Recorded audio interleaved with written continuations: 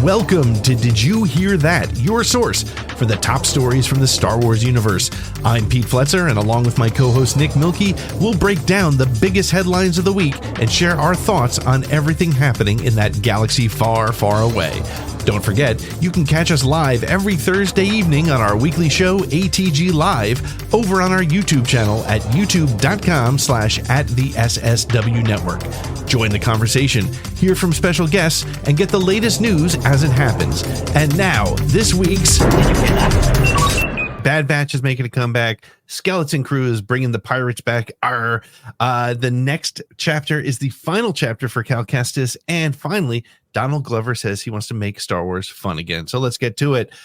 Bad Batch continues in Dark Horse Comics. Clone Force 99 is set to embark on a new mission as they return to the pages of Star Wars Comics. Star Wars Newsnet reveals that Dark Horse Comics will launch a 5-issue miniseries titled Star Wars Hyperspace Stories, The Bad Batch Ghost Agents. It's a lot of words, a lot of hyphens, a lot of colons, but that's what it is.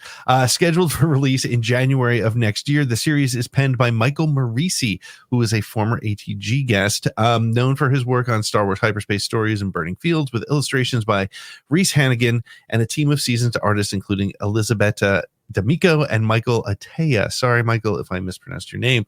Set during the Clone Wars, Ghost Agents follows Hunter, Reke, Crosshair, and Tech as they hunt down a mysterious separatist ghost agent who executed a daring heist on Coruscant. The trail leads them to the galaxy's darkest corners where danger lurks at every turn. Morisi, who previously introduced the Bad Batch in Hyperspace Stories number 10, expressed his excitement about returning to the squad, describing them as a 1980s action heroes dropped into the Star Wars universe. Nick, there's your A-Team connection. The first issue will hit comic book stores on January 15th, and I believe you can pre-order right now or visit darkhorsecomics.com. Nick, this kind of supports one of the things we said about Acolyte, in that the stories that we love will always be told somewhere else. What's your thoughts on this?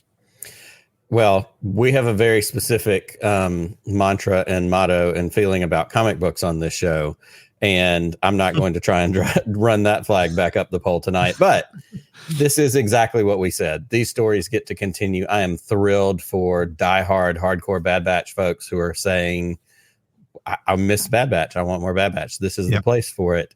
Of course, my interest was piqued, as you said. Space A-Team has always kind of been what, Bad Batch is for me. I think this falls directly into that wheelhouse. It's obviously a good thing. Anytime we get more content, anytime we get books, video games, things that are going to continue to expand the thing that people love. You may not have loved Bad Batch, but somebody else does, and this is their way to continue to live in those stories. So I'm very excited about it. I'm excited to hear, how the stories go. I don't know that I'll read them, but who knows? Crazier things have happened. Well, I feel like also, I feel like Bad Batch being kind of that action adventure Star Wars A-Team kind of thing, I think it lends itself nicely to comic books. And, much like Clone Wars told us a little bit more of Anakin's story and what was happening with Ahsoka and, introducing all that, there was a lot going on for Clone Force 99 because we only met them really late in the Clone Wars. And we got a series about them, but it was after the Clone Wars. So let's see them in action. Let's see them at their height. And this is a great way to do it, I think. It does. And it begs the question, is this where Scar Squadron shows up? I mean, Chris Ryans wants to know. I don't think it is. I think this is the wrong part of the timeline based on my limited understanding, but I always have to throw that one at Chris when I can. Yeah. No, but I think, I said it about the series that's taking place on Jakku. And I'll say it about this one. I have every intention of reading it. I probably won't. But there's a better shot that I'll read that one because our friend Alex Segura is writing on that series, and he's actually going to be on with us next week and tell us about it. So hopefully that will continue to, push my interest in a direction that doesn't usually go. Well, my 12-year-old loves the Bad Batch, so maybe this is a good way to keep it going for him as well. So that's cool. All right. Well, we have yet another Star Wars story from this week, and that is EW has dropped some Skeleton Crew details. Skeleton Crew, the upcoming Disney Plus Star Wars series, is set to make space pirates as a central theme, according to new details revealed by Entertainment Weekly in the fall TV preview issue / website article, which stars Jude Law and will explore the chaotic period after the fall of the Empire and before the rise of the First Order, a time ripe for pirate activity in the galaxy. Writer Christopher Ford, who co-created the series with John Watts, emphasized the importance of space pirates in the story.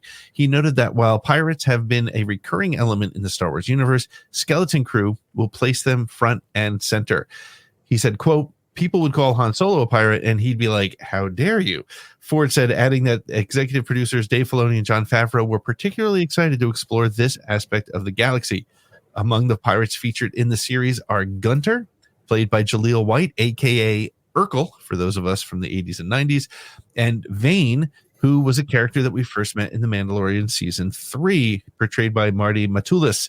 The first episode of Skeleton Crew will premiere on Disney Plus on December 3rd. Nick, I got to give you your flowers, man. What did you say about Vane? What did you say about him? Said during Mandalorian Season 3, when that chase happened and Salad the Hutt, crashed and burned or disappeared or whatever he did. Yep. He took off, peeled out, and I said, he's going to show up in Skeleton Crew. He's going to be part of the, what's scary to kids? Pirates. Like I said, it's the theme of the night.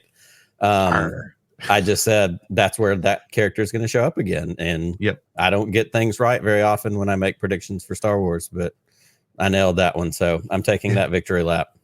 Yeah, and speaking of Pirate Day and pirates in this particular episode, today, according to Production Weekly, this sort of leaked across the internet. Production Weekly has been kind of an interesting thing to watch as a fan of any series that, somebody, especially like Star Wars, that keeps things so close to the vest. Production Weekly dropped or leaked. Well, it's not even leaked. It's what they do is they cover all it's not a magazine. It's not writing articles. Right. They just simply list a trade. Right. It's a trade publication that lists productions that are happening. And there is a production called Star Wars Pirates, which arrived or just appeared on the listing today. Nick, you had a theory on it that I like. What were you thinking?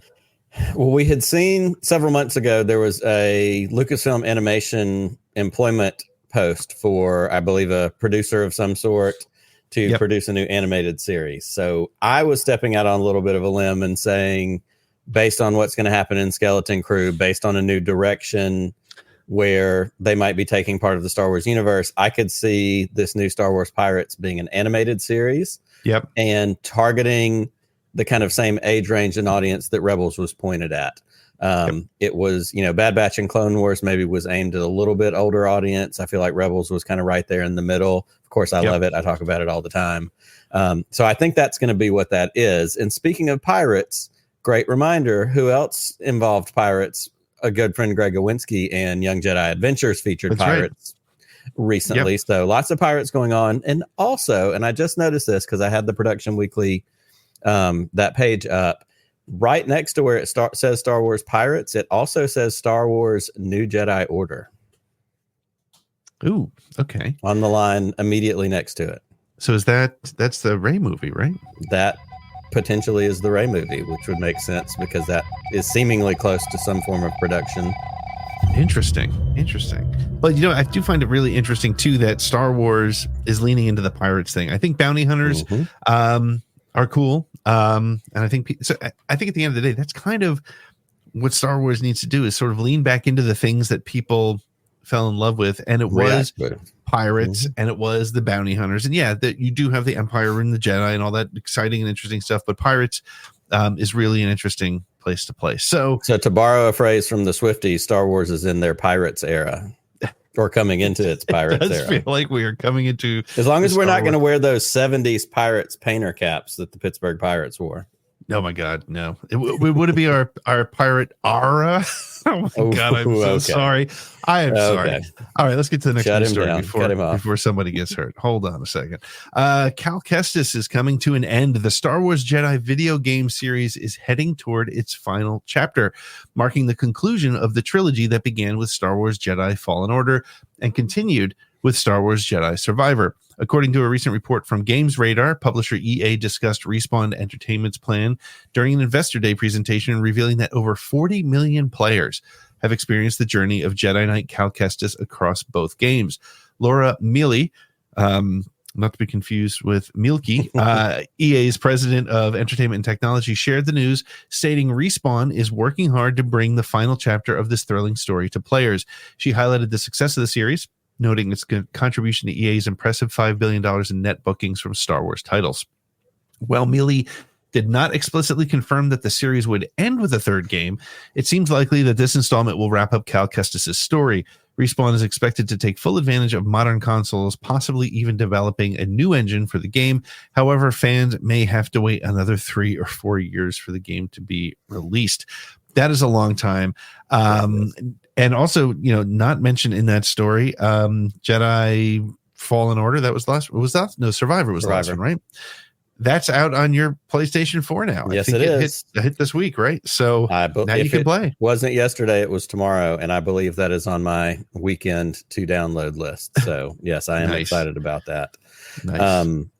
This is a good thing. I think video games are a tricky thing to announce simply for the fact that they do take so long. Yeah. And so it's like when you tell your kids, hey, I think we're going to this place next weekend. And the mistake is you told them the week before, and every day for like 2 weeks, hey, are we going tomorrow? Hey, are we going to, like, they asking you that. So like one of the quick hacks you learn as your kids get older as a parent is don't tell them until it's happening. Like that's why people surprise their kids in the car on the way to Disney World and videotape it, is because I don't want to hear about it for the 6 months leading up to it.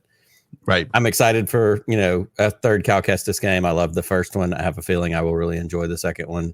Yeah. But it's a long time to wait. So I guess the tease is good. I guess the knowledge that, hey, the story's got somewhere else to go, but it needs to be tempered really quickly with, hey, we're projecting a, 2029 release or whatever it's going to take. That's such a long way away. Now, I think that there's an opportunity, and I would love to see it. We talked a little bit last night when I was with the Simply Star Wars guys on their show. If they ever did a Kenobi season 2 to get Monahan, what's his first name? I can't remember what it is. Dominic Monahan, who plays Cal Kestis. Cameron. It's Cameron, right? Cameron Monahan. Yeah, right. Thank you. But it would be Dominic great to Monahan's see. the guy that played Charlie in Lost. Right, and he was also, we just went down a Monahan rabbit hole. But I think it would be really great to see him in live action, because they don't even, much like Deborah Wilson, they don't do anything to change his appearance. I mean, it's the actor. He's there. It would be great to see him and maybe Obi-Wan on the path, doing something together. I think that would be great. And bring O'Shea back to it too. Oh yeah. That would be cool. Get him in there. I can't think of his character's name right now, but doesn't matter. But and that's fun. And Cal is another one of those characters that has a very dedicated group of fans and followers that would just be overjoyed to, get to see that character in live action. I think he would really enjoy doing that as well, just based on what we've seen at press events and Celebration. Oh yeah, I think so too. And let's bring him into the canon for those people that don't play video games. I think that's a missed opportunity, because again, he's just such an interesting character on top of everything else. So, all right, we got one more news story, then we're going to take a quick break. And when we take a break, when we come back, we'll be doing our 10-year plan for Star Wars, because we've got it all figured out. We know how we're going to make the magic happen for Star Wars. If you're listening to this on the podcast afterwards, go to the YouTube thingy and check us out there, and you can find us doing that. But this next spot is from Donald Glover, Lando Calrissian Jr. Donald Glover, known for his portrayal of Lando Calrissian in Solo: A Star Wars Story, recently shared his vision for the character's future in an interview with the Wall Street Journal.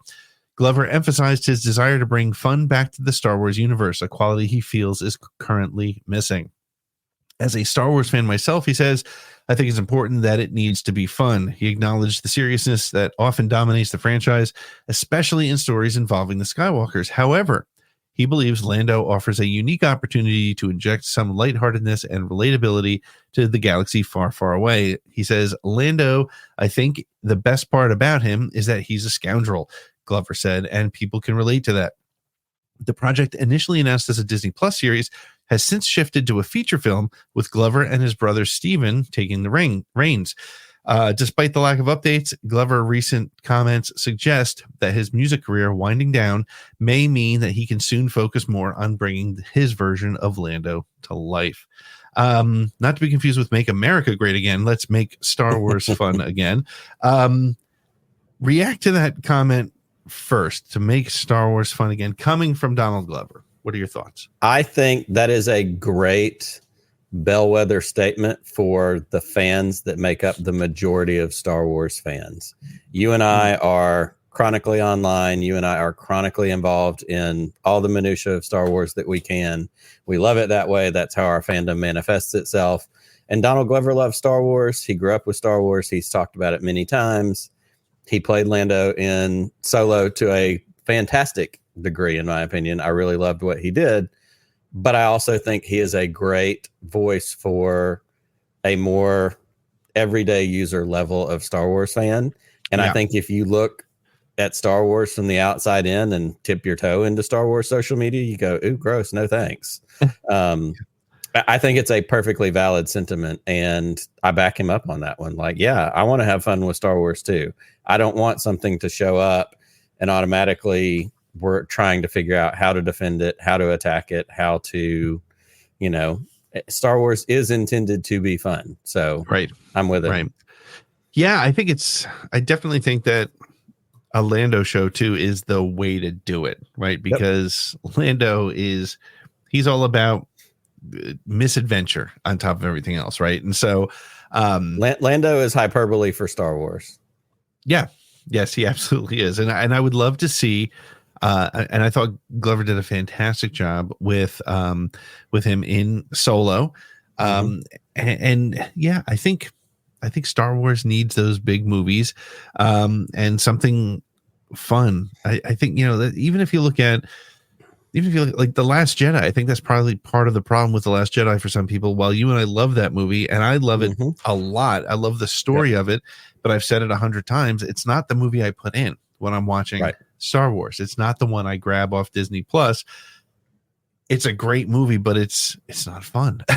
Right? I mean, so let's get back to that kind of high speed, fun action adventure, like the Lego show, and I really like the decision both by Glover himself and by Lucasfilm to, one, not rush this.